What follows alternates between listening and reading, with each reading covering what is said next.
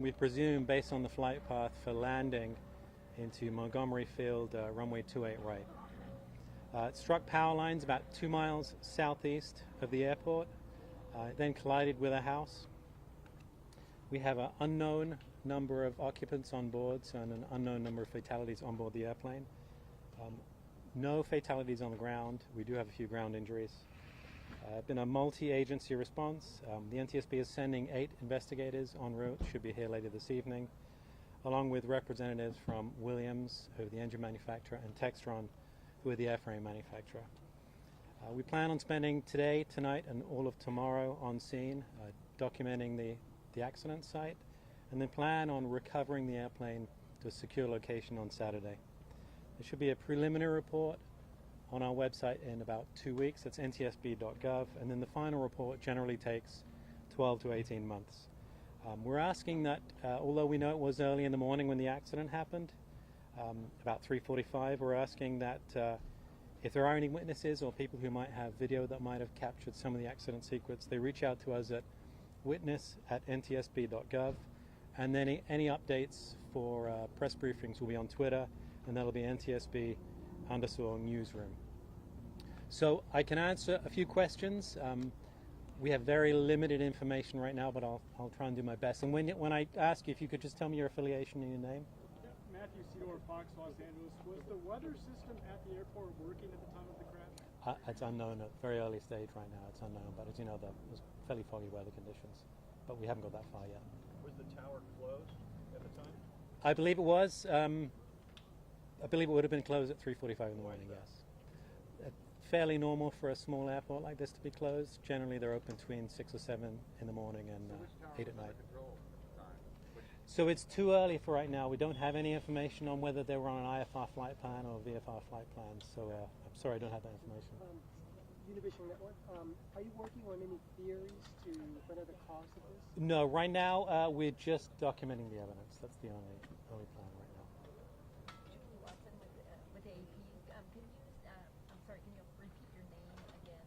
Yeah, Elliot Simpson with the NTSB. Okay, great. And can you also tell us a little bit more about what you know as far as hitting the homes? It hit one home or how many? It struck one home, and then quite a fair number of automobiles then caught fire afterwards. And power line as well? And it did strike a power line about 2 miles away. Is it for a pilot coming in, not knowing weather conditions to land? So I'm going to avoid questions like this right now. They're a little analytical. I'll give you any facts that you would like to know, but rather the analytical questions we'll pass on. And remember, name and affiliation. CBS 8, so I'm sorry. Thank you. Liz from NBC News. 2 questions for you. One, was the home that it hit this one? And 2, there's a piece of proof that says that 3 of their parents were killed. No, we don't have any full identification on the total number of fatalities right now. Again, no, we don't. We haven't ID that. That is the home, and the power lines are about 2 miles away. Yep. You can't say how many were on board at all? Did the power line impact what you think brought the plane down, or do you think it was already in a downward trajectory? Again, too early to say. There are fragments of the airplane underneath the power lines. Looks like there was a wing over there on the screen. Can you confirm that? There is there is. Yeah. What, the power line or the light post and the wing came on? Presumably, yes. Yeah. Okay. No, can I ask, was there any call from the pilot before the... We haven't listened to the audio yet. We'll know a lot more later this evening. Does this plane have a black box? Sorry. Can you confirm that you said that there's still an unknown number of passengers on board? Unknown, yeah. So And is it typical for a plane to fly into an airport without any one of the power of that particular? not unusual at all. Yeah. No, you can land at an airport when there's no tower controllers there. And sorry, you had. Stephanie with CNN. Does this plane have a black box? So this airplane likely has a flight data recorder, possibly a cockpit voice recorder as well. You haven't recovered that. We haven't recovered those, no. Thank you. And there were reports of a lot of jet fuel. Oh, sorry. Should go to the KTLA. Yeah. There were reports that there was jet fuel pouring down the street afterwards. We talked about the fuel, I think, in Wichita.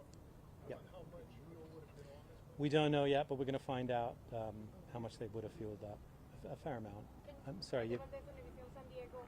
So can you repeat from what city or state departed and at what So time? Teterboro at about 11:15 last night, then stopped in Wichita at airport with identifier Alpha Alpha 0, which is where they got fuel. But the initial departure was from Teterboro. Do we know passengers?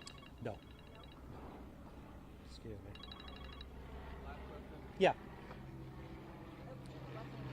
Describe at least what you've seen so far right now as far as the debris field. What kinds of things are you finding on the ground as far as parts of the plane or So we any kind of found fragments of the airplane that are not yet to be identified underneath the initial power lines, and then we do have a wing on the road just on the other side here, and the remainder of the wreckage appears to be on the street just behind you.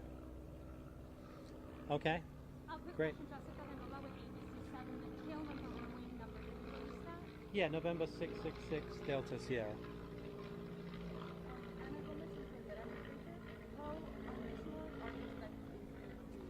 That's a little beyond the scope of the press briefing right now.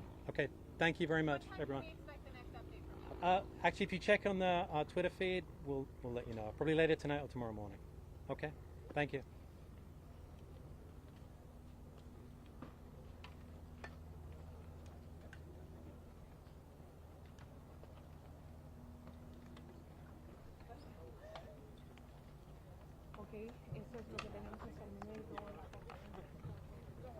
So all media, we're going to move you over here. We know there's a lot of you. We're going to keep you on the sidewalk, and then that side of the vehicles on that side of the street. Okay, thank you.